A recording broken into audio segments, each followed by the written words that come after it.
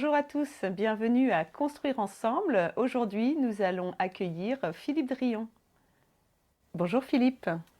Bonjour Sophie. Alors même si tu es déjà bien connu de nombreux Alençonnais, est-ce que tu peux nous présenter ton parcours rapidement, professionnel, personnel, politique? Ce que tu as envie de nous dire. Oui, j'ai 66 ans, je suis jeune retraité depuis environ 18 mois.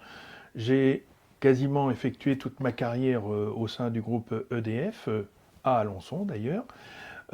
J'ai essentiellement travaillé dans la communication interne, et j'ai occupé en dernier poste le poste de délégué territorial d'Enedis dans l'Orne.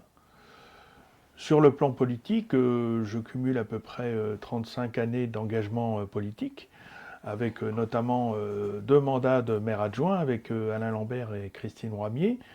Ensuite, j'ai fait une petite pause et j'ai rejoint le conseil lors de ce dernier mandat en ta compagnie, mais cette fois dans l'opposition. Merci Philippe de ta présentation.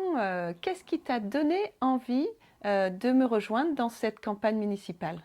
Ben écoute, Sophie, ça me paraît tout à fait naturel et évident de t'accompagner dans cette campagne, de renouveler ce mandat avec toi. Je crois qu'Alençon a beaucoup évolué, pas dans le bon sens, et donc il faut de l'expérience, de la volonté pour redresser la barre. Alors Philippe, que trouves-tu de différent dans cette campagne? Alors, par rapport à ce que j'ai vécu dans le passé, je crois que là, on a un vrai changement de génération. On a une génération nouvelle de quarantenaires, trentenaires, qui prend son destin en main et qui veut faire avancer Alençon. Quelles valeurs partagées nous lient selon toi? Alors écoute Sophie, je crois que nous partageons beaucoup de valeurs, et au-delà de celles qui ont déjà été exprimées dans d'autres portraits de la liste, je crois qu'on en partage 3 tous les deux. Il y a l'humanité, on reconnaît cette qualité en toi, ta proximité, tu aimes les gens, et je crois que pour faire de la politique, il faut aimer les gens. La deuxième valeur, c'est la volonté et la détermination, je l'ai déjà exprimé tout de suite. Tu as une vraie volonté, une vraie détermination dans tes engagements. Et enfin, le dernier, c'est l'ambition. Et l'ambition, ce n'est pas une ambition personnelle, c'est une ambition pour le territoire que tu sers. Et d'ailleurs, tu l'as un peu exprimé dans un portrait, suite à une question d'un de nos colistiers. Tu as dit que tu voulais faire en sorte que tes enfants vivent à Alençon et puissent se développer leur vie personnelle à Alençon. Et je pense que ça, c'est une belle ambition, parce que c'est une ambition qui est incarnée. Tu étais sur notre liste en 2020. Qu'est-ce que tu retiens de cette première campagne? Alors, en 2020, je crois que nous avons fait une très belle campagne avec de très belles propositions. Mais cette campagne, tu t'en rappelles, elle a été percutée par le Covid, ce qui a sans doute modifié beaucoup le résultat de cette élection, notamment par la faible participation des Alençonnais à ces 2 tours de vote qui se sont déroulés à une distance assez grande, à un temps assez grand. Tu es élu d'opposition avec moi. Comment as-tu vécu ce mandat? Alors ce mandat, c'était un peu un retour pour moi, puisque précédemment, je n'étais pas au conseil municipal. J'avais fait une pause de 9 ans environ, et j'ai trouvé beaucoup de changements dans ce mandat, beaucoup d'évolutions dans les procédures de travail, et je pense que la démocratie en a beaucoup perdu, malheureusement.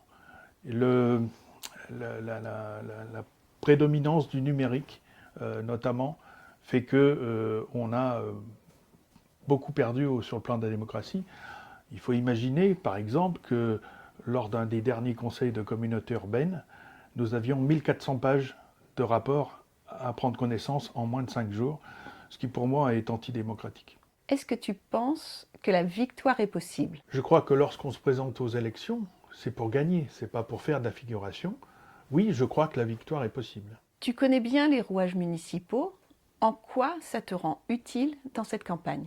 Alors effectivement, Sophie, je pense que je peux apporter mon expérience d'élu, notamment celle que j'ai eue lorsque j'étais dans la majorité, et donc mes 2 mandats de maire adjoint. Je peux aussi apporter l'histoire des dossiers, parce que je crois que c'est important qu'il y ait une continuité dans l'action que nous mènerons quand nous serons élus. En quoi ton expérience pourrait aider les plus jeunes de l'équipe? Alors, Sophie, je pense que compte tenu de mon expérience, mon rôle, c'est de transmettre aux jeunes générations mon expérience, ma connaissance des dossiers, et aussi de m'enrichir de leur nouvelle méthode de travail quelque part, hein. Et donc je trouve qu'il y a justement dans cette équipe une très bonne entente entre toutes les générations. Il n'y a pas de différence, il n'y a pas les jeunes d'un côté et puis les plus aînés ou les plus expérimentés de l'autre. Et ça, c'est une richesse. Ça fait de nombreuses années qu'on te voit dans le paysage politique local. Est-ce que tu n'as pas peur d'être blasé? Alors Sophie, j'ai commencé jeune en politique effectivement, puisque j'avais 29 ans lors de notre première élection. J'ai eu cette chance, et la chance qu'on me confie des responsabilités. Aujourd'hui, j'ai toujours l'envie, la volonté, la détermination de servir le territoire. C'est ça qui compte. Tu ne crains pas d'être éclipsé par des profils plus jeunes ou plus visibles? Je ne pense pas que ce soit la bonne question. Je veux donner la chance aux jeunes générations qu'on m'a donnée à moi lorsque j'étais plus jeune et jeune élu. C'est exactement la transmission. Et d'ailleurs, je pense que ce sera mon dernier mandat. Philippe, je t'ai posé plusieurs questions. Est-ce que, à ton tour, tu aurais une question à me poser? Oui, Sophie, j'ai une question à te poser. Effectivement, si, comme nous le souhaitons tous, nous sommes élus, et que tu deviens ainsi la première femme maire élue au suffrage universel, quel sera l'acte symbolique que tu feras en premier? Merci Philippe de ta question. Tu parles d'actes symboliques. Je pense que s'il devait y avoir un acte symbolique, déjà il serait personnel.